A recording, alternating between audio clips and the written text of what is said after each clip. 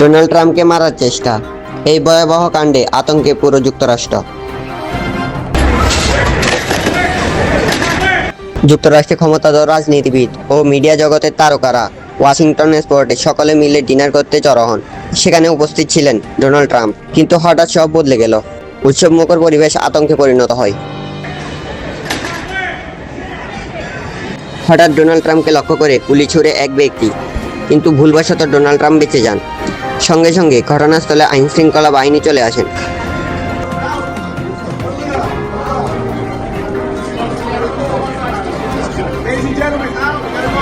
সবাইকে নিরাপত্তাস্থলে নিয়ে যাওয়ার পর এক সন্দেহভাজককে আটক করেন মার্কিন সেনারা।